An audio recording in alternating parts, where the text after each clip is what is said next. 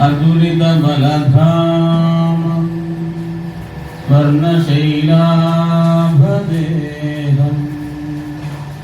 धनुजवनकुणां ज्ञानिनामाग्रगण्यं सकलगुणनिधानं वानराणामधीशं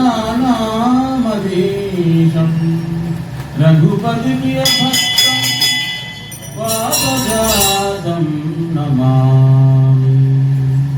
गोष्पदीकृतवारांसि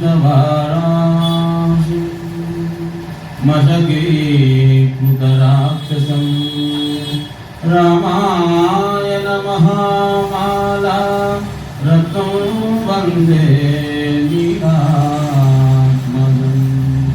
यत्र यत्र रघुनाथकीर्तनं तत्र तत्र कृतमस्तकाञ्जलिः।